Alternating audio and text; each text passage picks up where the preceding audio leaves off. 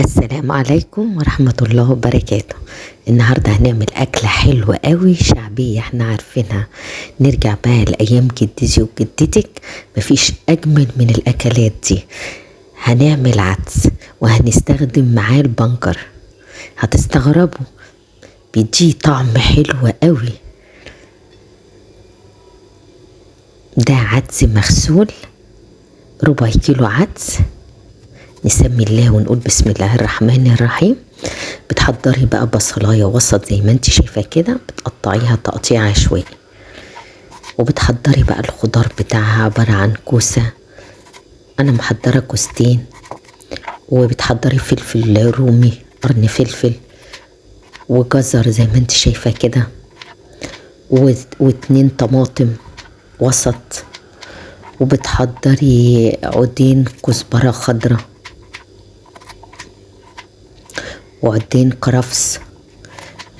بنقطع الجزر زي ما انت شايفة كده، كمية الخضار اللي عندك.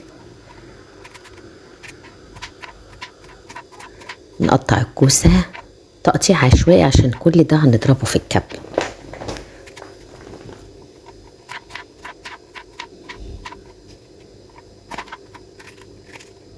والفلفل الرومي، قرن فلفل رومي، انا ما بحطش حامي لان العدس طبيعي حامي، فبحط فلفل رومي، ما بحطش الفلفل الحراق يعني. اتنين طماطمايه كده وتقطعيهم،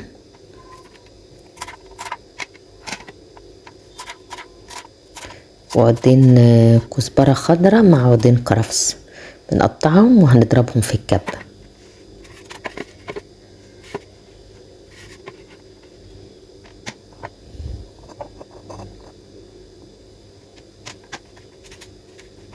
انا محضره لهم شوربه، هعمل العدس بالشوربه، بيبقى طعمه حلو قوي بالشوربه، بشوربه اللحمه.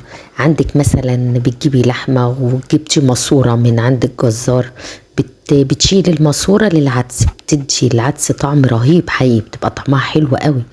انا جبت ماسوره وغليتها على النار، وخدت الشوربه بتاعتها وعملت بيها العدس. ودي بنجرايه وسط زي ما انت شايفه كده، بقشرها وهبشرها. هاخد جزء منها، يعني هاخد نصها كده،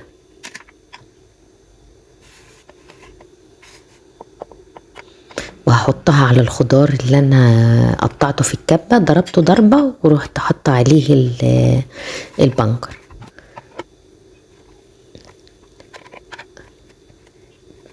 يضرب معاكي وينعم بالطريقة دي. بتكوني بقى حاطه الشوربة على النار، او سويتي الماسورة والشوربة بتاعتها تغلي، تبدأي بقى تحطي فيها العدس،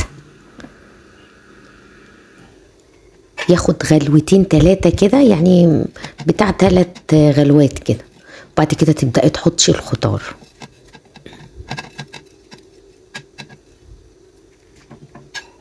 يعني ياخد سوا شوية ونروح حاطين عليه بقى الخضار. هنغطيه يستوي شوية، وبعد كده نحط عليه الخضار اللي احنا ضربناه، وتحطي له بقى الملح والتوابل.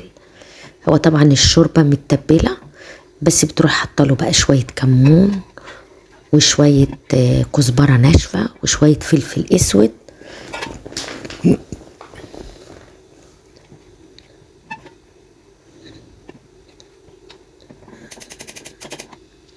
وبحضر بقى شوية توم وادقهم. العدس بيحب التوم، يعني تكتري التوم فيه بيبقى حلو قوي. انا حضرت زبدة وحطيتها في الطاسة، هبدأ بقى اشوح بصلاية كده، بروح مقطعة بصلاية صغيرة كده، واروح مشوحاها مع شعرية. باخد معلقتين شعرية زي ما انت شايفة كده، اروح مشوحاهم الاول يلونوا، واروح حاطة البصلاية، بصلاية صغيرة مش كبيرة قوي، وبعد كده اروح حاطة التوم، بعد كده احط بقى التوابل، الكزبرة والكمون والفلفل الاسود، وحطيت شوية كاري، شوية صغيرة كده.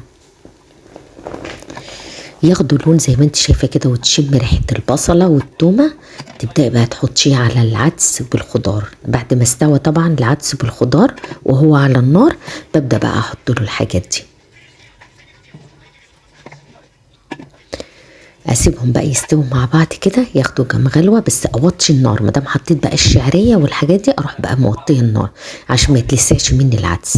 وادي العدس بتاعي جاهز، انا ما بضربوش في الكبه. بعد ما بيستوي بغرفه زي ما انتوا شايفين كده. انا بحبه كده بيبقى جميل قوي.